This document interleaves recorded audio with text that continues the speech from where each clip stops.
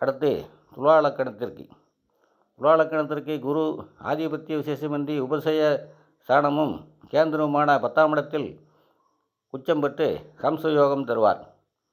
இந்த இடத்தில் உச்சம் பெறும் குரு பாவத்துவம் பெறாமல் இருந்தால் ஜாதகரை அரச அடிமையாக கௌரவமான பதவியில், அதாவது IAS, வருமானத்துறை, வங்கிகளில் உயர் பதவி, தனியார் துறையில் நிர்வாக இயக்குனர் போன்ற உயர் பதவிகளில் வைத்திருப்பார். பொதுவாக துலாம் லக்கணத்திற்கு குரு கொடிய பாவி என்பதால் 11ஆம் இடங்களை தவிர்த்த 6க்கு 6இல் மறைவது 11ஆம் இடம். அவர் வேறு எங்கு இருப்பினும் நல்லதல்ல.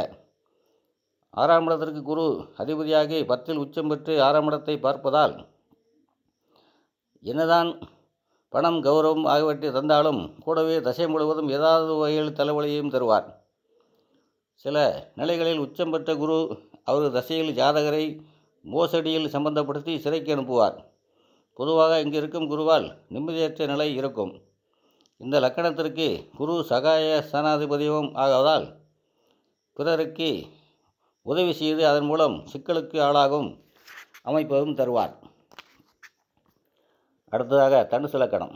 தனுசிற்கு குரு லக்கணாதிபதியாகவும் 4ஆம் இட சுகாதிபதியாகவும் ஆவதால் முழுமையான ஹம்சயோகம் கிடைக்கும். லக்கணத்தில் குரு ஆட்சி பெறும் நிலையில் திக்பலமும் பெறுவார். இந்த இடத்தில் பாக்கியாதிபதி சூரியன் உத்திராடம் 1ஆம் பாதத்தில் அமர்ந்தால் வர்க்கோத்தமும் பெற்று இன்னும் வலுவாகி தனது தசையில் ஜாதகரை குபேரனும் நல்ல குணமானும் ஆக்குவார். அருமையான வாழ்க்கை துணை, அற்புதமான குழந்தைகள், கௌரவமான வழியில் நீடித்த வருமானம் உள்ளிட்ட உலகின் நியாயமான இன்பங்கள் அனைத்தும் முறையான வழிகளில் லக்கண குருவால் ஜாதகருக்கு கிடைக்கும். குருவின் காரகத்துவங்கள் வழியான நன்மைகள் முழுமையாக இங்கே உண்டு. லக்கணத்தில் குரு வலுப்பெறும் நிலையில் இந்த லக்கணத்தில் எதிர்ப்புத்தன்மையுடைய கிரகங்களான சுக்கிரன், சனி, புதன் ஆகியோருடன் இணையக்கூடாது. அதுபோலவே நிழல் கிரகமான ராகுவின் சேர்க்கையும் குருவிற்கு இருக்கக்கூடாது. மேற்சொன்ன அமைப்புகள் யோகத்தை நீர்த்து போகச் செய்யும். 4ஆம் இட மேனத்தில் குரு ஆட்சி பெறுவது சிறிது கேந்திராதிபத்திய தோஷம் எனினும் குருவே லக்கணாதிபதியும் ஆவதால் பெரிதாக பாதிக்காது.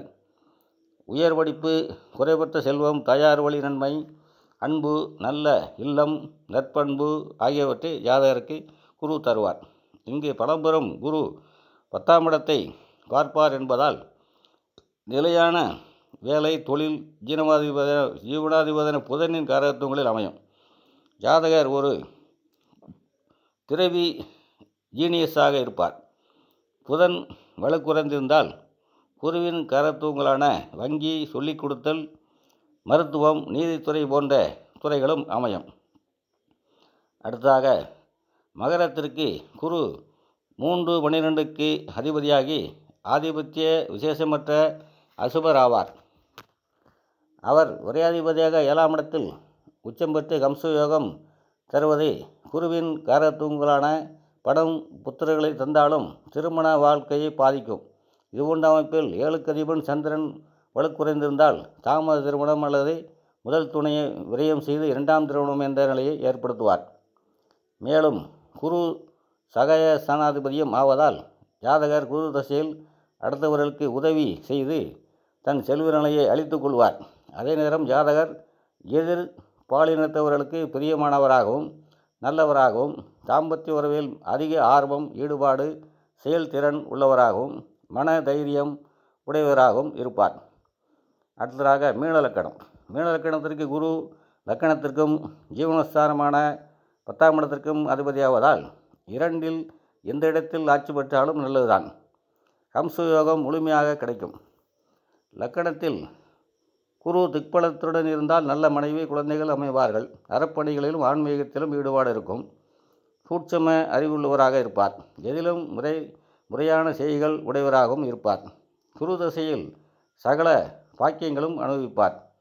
10ஆம் இடமான தனுசு குருவின் மூலத்திரிகமான வீடாகவும் உபய நெருப்பு ராசியாகவும் அமைவதால் இங்கே குரு ஆட்சி பெறுவது கேந்திரியாதிபதி தோஷத்தை சிறிது அளித்தாலும் தொழில் வியாபார வகையில் குரு தசையில் முழுமையான ஹம்சயோகம் கிடைக்கும்.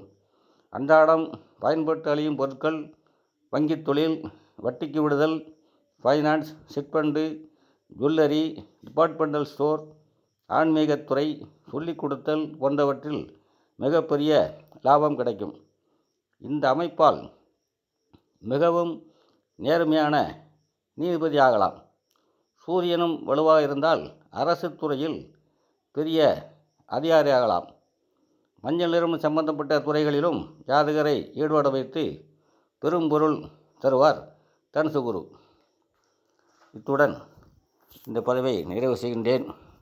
அடுத்ததாக மற்ற கிரகங்கள் தரக்கூடிய பஞ்சமகா புருஷயோகங்களை பற்றி பார்ப்போம். அனைவரும் நலமாக இருப்பீர்கள். வாழ்க வளமுடன்.